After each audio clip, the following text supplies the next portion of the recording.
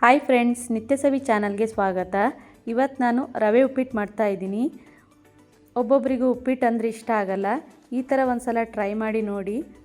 ಖಾರವಾಗಿ ತುಂಬಾ ಚೆನ್ನಾಗಿರುತ್ತೆ. ಹೇಗೆ ಮಾಡೋದಂತ ನೋಡೋಣ.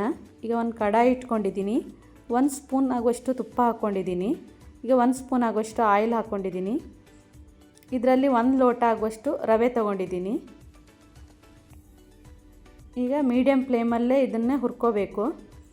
ಈ ಥರ ಚೆನ್ನಾಗಿ ಹುರ್ಕೋಬೇಕು, ಕೈ ಆಡಿಸ್ತಾನೆ ಇರಬೇಕು. ತುಪ್ಪ ಜಾಸ್ತಿ ಹಾಕ್ಕೊಂಡು ಹುರ್ಕೋಬೋದು. ಈ ಥರ ಕೆಂಪಗೆ ಆಗೋ ತನಕನೂ ನಾವು ಹುರಿಬೇಕಾಗುತ್ತೆ. ಇಲ್ಲಿ ಚೆನ್ನಾಗಿ ಈ ಥರ ಹುರಿತಾನೇ ಇರಬೇಕು. ತುಪ್ಪ ಬೇಡ ಅನ್ನೋರು ಆಯಿಲ್ ಹಾಕ್ಕೊಂಡು ಜಾಸ್ತಿ ಆಯಿಲ್ ಹಾಕ್ಕೊಂಡು ಹುರ್ಕೋಬೋದು. ನೋಡಿ, ಈ ಥರ ಕೆಂಪಗೆ ಹಾಕಿದೆ. ಈಗ ಚೆನ್ನಾಗಿ ಈಗ ಸ್ಟವ್ ಆಫ್ ಮಾಡ್ತಾಯಿದ್ದೀನಿ. ನಾನೀಗ ಒಂದು ಪ್ಲೇಟಿಗೆ ಹಾಕ್ಕೊತಾ ಇದ್ದೀನಿ. ಈಗ ಅದೇ ಕಡಾಯಿಯಲ್ಲಿ ಒಂದು 4 ಸ್ಪೂನ್ ಆಗುವಷ್ಟು ಆಯಿಲ್ ಹಾಕ್ಕೊತಾ ಇದ್ದೀನಿ. ಈಗ ಎಣ್ಣೆ ಬಿಸಿಯಾದ ನಂತರ 1 ಸ್ಪೂನ್ ಆಗುವಷ್ಟು ಸಾಸಿವೆ, 1 ಸ್ಪೂನ್ ಆಗುವಷ್ಟು ಕಡಲೆಬೇಳೆ, 1 ಸ್ಪೂನ್ ಆಗುವಷ್ಟು ಉದ್ದಿನಬೇಳೆ. ಈಗ ಇದು ಕೆಂಪಗಾಗೋ ತನಕ ಫ್ರೈ ಮಾಡ್ಕೋಬೇಕು.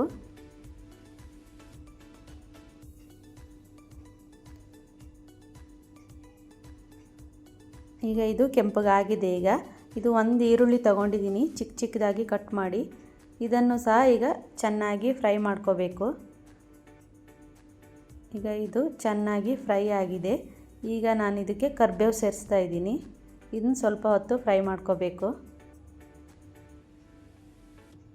ಈಗ ಇದು ಚೆನ್ನಾಗಿ ಫ್ರೈ ಆಗಿದೆ. ಇಲ್ಲಿ 3 ಬೀನ್ಸ್ ತಗೊಂಡಿದ್ದೀನಿ. ಈ ಥರ ಚಿಕ್ಕದಾಗಿ ಕಟ್ ಮಾಡಿ ಈಗ ಹಾಕ್ತಾಯಿದ್ದೀನಿ.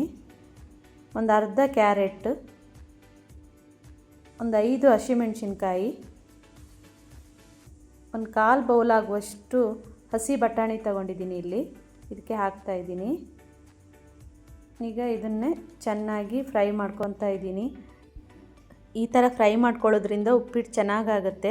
ತರಕಾರಿನೂ ಸಹ ಚೆನ್ನಾಗಿ ಇಲ್ಲಿ ಬೆಂದಿರುತ್ತೆ, ತಿನ್ನುವಾಗಲೂ ಚೆನ್ನಾಗಾಗುತ್ತೆ ಇದು. ಈಗ ತರಕಾರಿ ಎಲ್ಲ ಸಾಫ್ಟ್ ಆಗೋ ತನಕ ಇದನ್ನು ಬೇಯಿಸ್ಕೋಬೇಕಾಗತ್ತೆ. ಈಗ ಬೇಯಿಸ್ಕೊಂಡಾಗಿದೆ. ಈಗ ಇದಕ್ಕೆ 1 ಟೊಮೆಟೊ ಚಿಕ್ಕದಾಗಿ ಕಟ್ ಮಾಡ್ಕೊಂಡಿರೋದು ಈಗ ಹಾಕ್ತಾಯಿದ್ದೀನಿ. ಇದು ಸಾಫ್ಟ್ ಆಗಬೇಕು. ಈಗ ಇದು ಸಾಫ್ಟ್ ಆದಮೇಲೆ ಈಗ ನಾನೀಗ ಕೊತ್ತಂಬರಿ ಸೊಪ್ಪು ಸ್ವಲ್ಪ ಚಿಕ್ಕದಾಗಿ ಕಟ್ ಮಾಡ್ಕೊಂಡಿರೋದು ಹಾಕ್ತಾಯಿದ್ದೀನಿ. ಇದನ್ನು ಸ್ವಲ್ಪ ಹೊತ್ತು ಫ್ರೈ ಮಾಡಿಕೊಂಡ್ರೆ ಸಾಕು. ನಾನಿಲ್ಲಿ 1 ಗ್ಲಾಸ್ ಆಗುವಷ್ಟು ರವೆ ತಗೊಂಡಿದ್ದೀನಿ. ಈಗ 3.5 ಗ್ಲಾಸ್ ಆಗುವಷ್ಟು ನೀರು ಹಾಕ್ಕೊತಾ ಇದ್ದೀನಿ.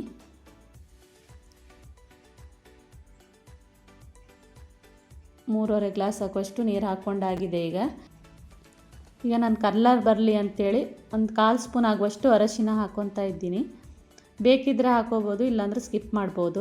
ಈಗ ರುಚಿಗೆ ತಕ್ಕಷ್ಟು ಉಪ್ಪು, ಎಷ್ಟು ಉಪ್ಪು ಬೇಕು ನಾವು ಅಷ್ಟು ನೋಡಿಕೊಂಡು ಹಾಕೋಬೇಕು. ಈಗ ಎಲ್ಲ ಒಂದು ಸಲ ಮಿಕ್ಸ್ ಮಾಡಿಬಿಟ್ಟು ಒಂದು 2-3 ನಿಮಿಷ ಇದು ಕುದಿಬೇಕಾಗತ್ತೆ. ನಾನು ಒಂದು ಮುಚ್ಚಳವನ್ನು ಮುಚ್ಚಿಡ್ತೀನಿ. ಈಗ ಒಂದು 2-3 ನಿಮಿಷ ಇದು ಕುದ್ದಾದ ನಂತರ ನಾವು ರವೆ ಸೇರಿಸ್ಬೇಕು. ಈಗ 2-3 ನಿಮಿಷ ಆಗಿದೆ, ಚೆನ್ನಾಗಿ ಕುದ್ದಿದೆ. ಎಲ್ಲ ತರಕಾರಿ ಎಲ್ಲ ಇನ್ನೂ ಚೆನ್ನಾಗಿ ಬೆಂದಿದೆ. ಈಗ ಸ್ವಲ್ಪನೇ ರವೆ ಹಾಕ್ಕೊಂಡು ನಾವು ಈ ಥರ ತಿರುಗಿಸ್ಕೋಬೇಕು. ಒಂದೇ ಸಲ ರವೆ ಹಾಕಬಾರ್ದು, ಗಂಟು ಆಗುತ್ತೆ. ಈ ಥರ ಸ್ವಲ್ಪ ಹಾಕೋದ್ರಿಂದ ಉಪ್ಪಿಟ್ಟು ಚೆನ್ನಾಗಿ ಬರುತ್ತೆ. ಈ ಥರನೇ ಕೈ ಆಡಿಸ್ತಾನೆ ಇರಬೇಕು, ಇಲ್ಲಾಂದರೆ ಗಂಟು ಆಗುತ್ತೆ. ಇದು ನೋಡಿ ಎಷ್ಟು ಚೆನ್ನಾಗಾಗುತ್ತೆ. ಎಲ್ಲೂ ಗಂಟು ಆಗಲ್ಲ, ತುಂಬಾ ಚೆನ್ನಾಗಾಗುತ್ತೆ. ಈಗ ಒಂದಿದು 2-3 ನಿಮಿಷ ಕುದಿಬೇಕೀಗ. ನಾನು ಮುಚ್ಚಳವನ್ನು ಮುಚ್ತೇನೆ. ಒಂದು 2-3 ನಿಮಿಷ ಆಗಿದೆ.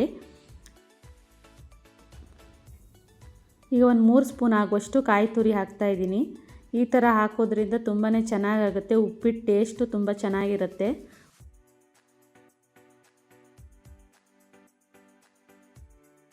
ಈ ಥರ ಮಿಕ್ಸ್ ಮಾಡಬೇಕು. ಲೋ ಫ್ಲೇಮಲ್ಲೇ ಇಟ್ಕೋಬೇಕು. ಈ ಥರ ಚೆನ್ನಾಗಾಗುತ್ತೆ. ಇದು ಟೇಸ್ಟು ಸೂಪರಾಗಿರುತ್ತೆ. ಈಗ ನೋಡಿ, ಉಪ್ಪಿಟ್ಟು ಈಗ ರೆಡಿಯಾಗಿದೆ.